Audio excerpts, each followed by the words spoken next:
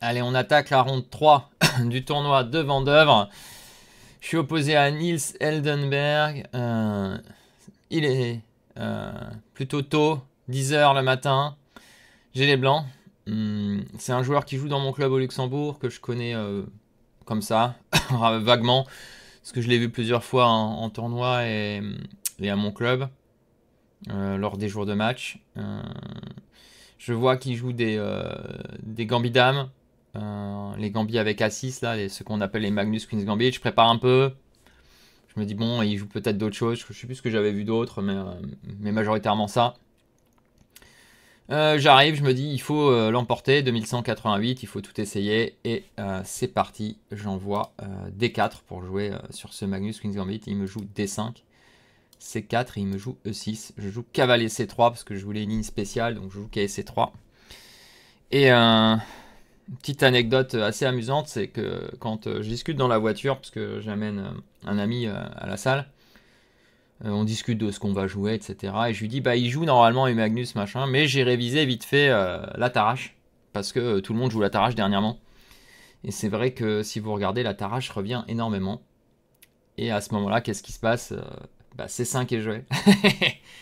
Et ce qui est amusant, c'est que l'ami qui était avec moi là au tournoi, il passe à côté et il a pas pu s'empêcher de lâcher un sourire, quoi, en fait, de se dire, waouh, mais c'est incroyable, il devine qu'il joue Tarache alors qu'il a jamais joué Tarache, enfin bref. J'avais pas vu une Tarache dans la base, alors peut-être j'ai mal regardé, peut-être qu'il en a joué, peut-être qu'il en joue en ligne, je sais pas. Mais j'avais pas du tout pensé qu'il jouerait Tarache. Je m'étais dit que parce que tout le monde joue Tarache, mais j'avais pas tout regardé. Comme je dis, j'ai regardé Tarache, mais sans vraiment regarder. Je joue CD. Et la seule que j'avais regardée, c'était CD, qui est vraiment la grosse mode. J'avais pas vérifié du tout ED. Il me joue ED.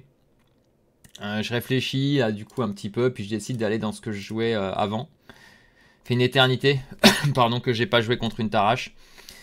Il joue fou E7. Alors il y a aussi cette ligne de Dubov de prendre. J'ai eu peur qu'il me joue ça et qu'il me débite tous les coups et que j'ai pas une idée parce que je l'ai beaucoup aussi joué avec les noirs sur internet cette ligne. Et ça a été beaucoup joué pendant le confinement, donc je me dis allez, et heureusement non, fou E7.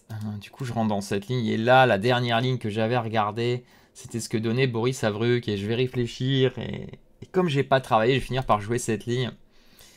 Et il va jouer à tempo tout le temps, tout à tempo, hein. Je vais avoir 30-40 minutes de retard. Je joue fou E3, c'était ma vieille ligne, et ici de mémoire c'était quelque chose comme tour E8 ou quoi. Et là il me joue fou G4 et il me semblait bien que fou G4 c'était l'idée et que maintenant les ordinateurs disent qu'il n'y a plus rien. Et je me retrouve sur l'échiquier donc après 11 coups.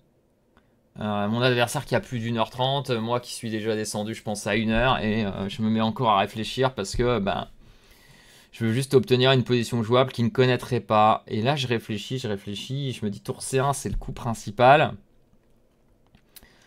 Je me dis qu'il va forcément connaître. Je regarde quelques lignes que je ne vais pas vous montrer. Et je me dis, il connaît forcément, c'est le coup principal, je vais essayer de dévier. Et j'hésite entre K et D4 et H3. H3, j'ai pas compris ce qui se passait là-dessus. En fait, le problème, c'est si je dois bouger le fou, il a plein de cases. Mon cavalier a pas beaucoup de cases, il faut que je fasse attention. Si je joue ça, il y a ça, et j'ai l'impression que ça va aller vers une nulle. Fou B7, prise F2. Résultat, je rejette, et puis je finis par jouer K et D4 en me disant, ok, c'est pas si mal. Je pourrais peut-être quand même jouer tour C1 si je change d'avis. Il me fait Dame D7 quasi à tempo. Et en fait, ce que je voyais, c'est que sur tour C1, il y a K prend D4, fou D4. Et le problème, c'est qu'il y a fou prend E2. Et là, je voyais pas un avantage dans cette position. Je prends B7, tour B8, tout s'échange est nul.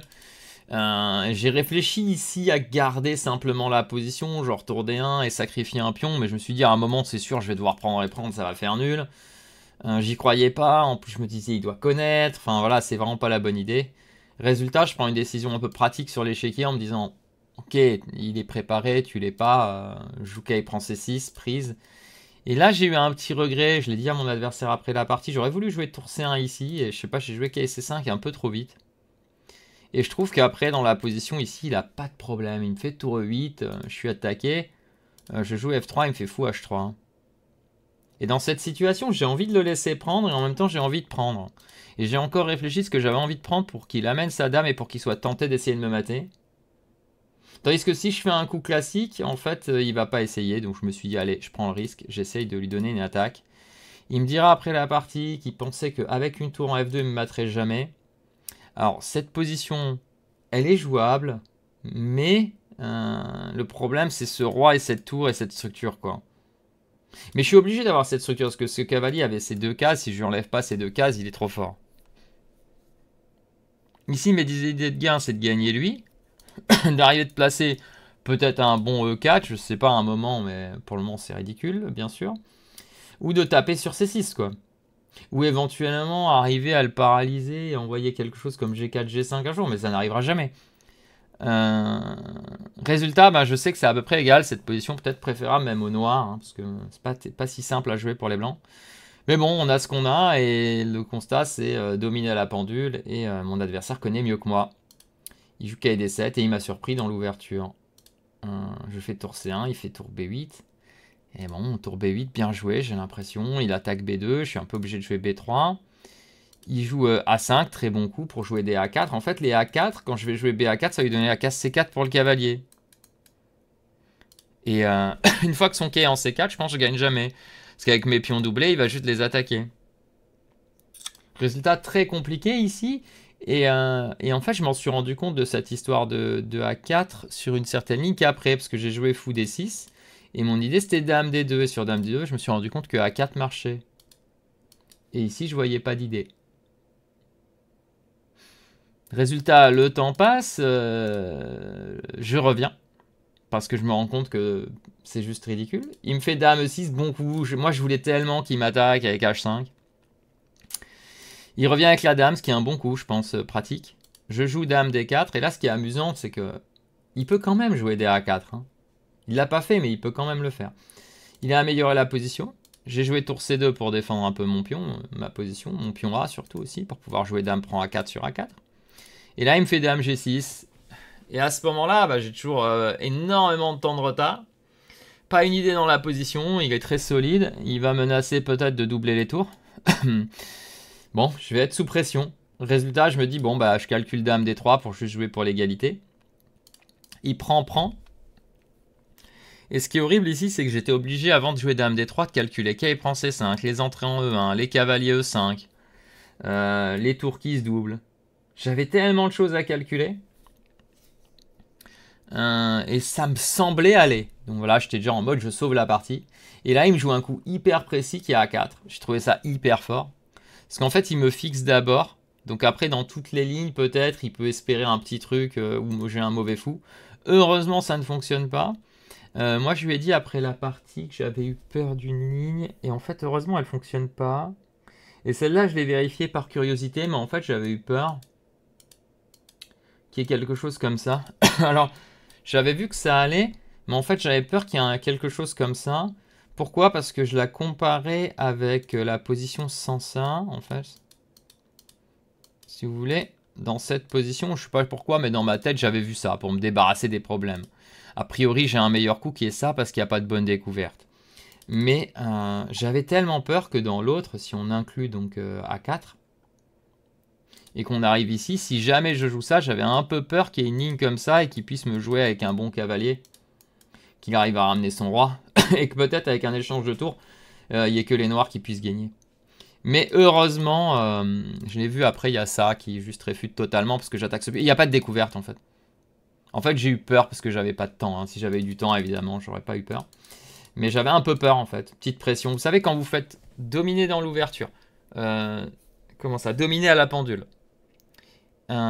Du coup, vous avez rien à clément. Vous avez une tendance à être négatif. Et en fait, cette négativité amène que vous pensez que des lignes ne marchent pas, vous calculez pas bien. Et au final, voilà l'histoire. Donc, il faut être positif.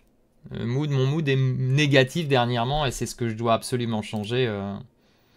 Bah, je vous le dirai à la fin de la dernière partie, mais mes conclusions sont très très claires sur ce que je dois faire. Certains vont me dire, mais ça fait plus d'1 an, Anthony, que tu as repris le jeu. Tes conclusions, c'est peut-être... tu les as depuis longtemps, ouais, mais sauf que j'ai pas le temps de faire ce qu'il faut, et cette année, je vais prendre le temps de faire ce qu'il faut. Donc là, il me prend, et il me joue tour 1, et malheureusement, je peux que répéter, donc voilà, c'est comme ça que ça a fini, cette partie est nulle.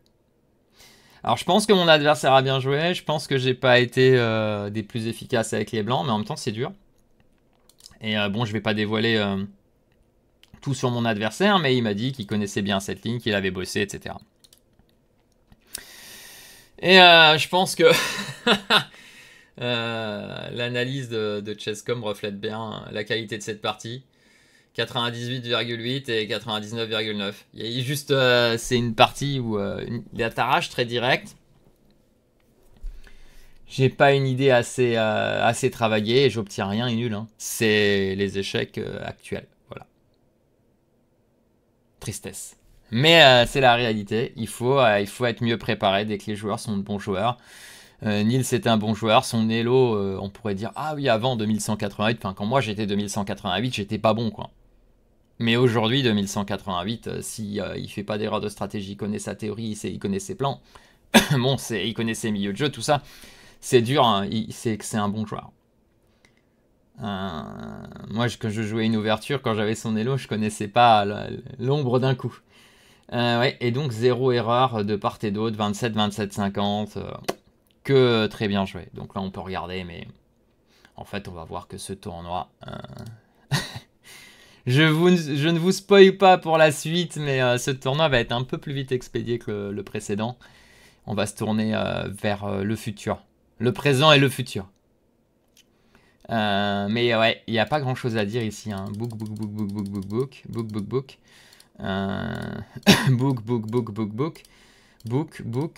Et bon, je crois que book c'est tour C1. Hein. Et H3, je pense que simplement ça. Donc fou C6, ça donne rien. Et fou s'en va, je pense que c'est agréable pour les noirs. Mais c'est certainement ça qu'il faut jouer quand même. Mais il faut mieux avoir travaillé avant. Hein. Ou bien il faut jouer tour C1. Comme je disais. Tour C1, dame D7. Quai D4 est empêché. Peut-être quai C5 ici. Fou C5. Peut-être fou C5 ou tour C5. Mais les noirs ont une position agréable. J'ai voulu dévier parce que je pensais qu'ils connaîtraient mieux que moi. Faudrait que je regarde ce que donnait le fichier que j'avais regardé par le passé. Ici, vous voyez, c'est du 0. Alors, ce que j'ai regretté, c'était de ne pas jouer tour C1. Mais la différence, en fait, si on joue tour E8, F3, c'est qu'il va jouer fou F5. S'il joue fou H3, je pense que je suis très content parce que j'obtiens la case D3 pour madame. Et puis même, il y a le pion C6, en fait. Bon, on n'avait même pas regardé qu'il y avait le pion C6 dans cette position. Mais juste fou F5 et j'ai pas de bonne case pour la dame. Et je pense qu'il contrôle bien les cases. H5, H4 peut-être juste H5. Je pense que les noirs sont ok. Et au final, bah, on arrive... c'est même pas la peine de regarder, mais... en gros, les noirs sont un micro mieux. Ici, j'aurais pu prendre A7. Alors ça, j'ai pas du tout envisagé. Pourquoi? Je vais vous le dire clairement, hein, parce que je pensais que tour prend ou tour A8, c'était juste nul direct. Quoi. Enfin, je pensais que c'était des nuls instantanés. Hein. On va pas s'amuser à regarder ça, quoi.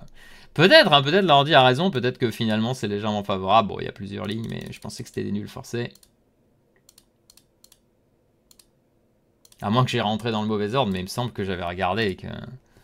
Et là, il y a A4, encore une fois, qui est possible. Je pense que c'est tout à fait possible. Bon, voilà. Et H6, tac, tac. Et je pense Dame D3, c'est vraiment le coup. Hein, sinon, je vais souffrir un peu. Hein. Il va doubler les tours. Ouais, et là, il y a 4 bons coups à regarder. Hein. Il joue très précis. Hein. Paf. Ouais, et donc pour vous montrer, donc ça ne fonctionnait pas. Alors ni ça non plus, hein, ça fonctionne pas. J'ai tour C3 et ça non plus visiblement parce que qui est E5, j'ai roi E2 et les blancs sont mieux même. Hein. En vrai, le pion C6 c'est quand même faible. Hein, les blancs sont beaucoup mieux. Donc je dis des bêtises quoi. Mais d'ailleurs je lui ai dit ça à l'analyse, mais juste j'avais pas vu que je menace rien. Enfin il menace rien. Fou D4. Par contre oui, on est d'accord si je joue ça, là il y a cette ligne qui est intéressante. Ça, c'est intéressant. Bon. L'analyse de la fin était intéressante. Là, j'avais raison que les noirs étaient mieux, je pense. Ok, sauf peut-être sur un truc hyper précis d'ordi, mais stratégiquement. Mais juste, j'ai eu une erreur sur l'histoire du calcul. Manque de temps. Bon, enfin voilà, donc pour cette analyse et cette ronde 3 du tournoi de Vendôme. Bon, aucun regret, hein. Aucun regret pour cette partie. Juste, il a bien joué. Il m'a dominé dans les compartiments, donc rien à faire. Juste bravo Nils, je pense qu'il s'il joue comme ça chaque partie, il va gagner des points par la suite. Et puis bah j'espère pareil le rejouer, hein, je dirais comme le jeune Oscar là. J'espère les rejouer et pouvoir montrer un peu plus de force. Voilà pour cette ronde 3 du matin et je vous dis à très bientôt pour la ronde 4. Allez, à bientôt dans une prochaine vidéo. Ah, et n'oubliez pas, hein, abonnez-vous si vous voulez être mis au courant à chaque fois qu'on met une nouvelle vidéo en ligne. À très vite!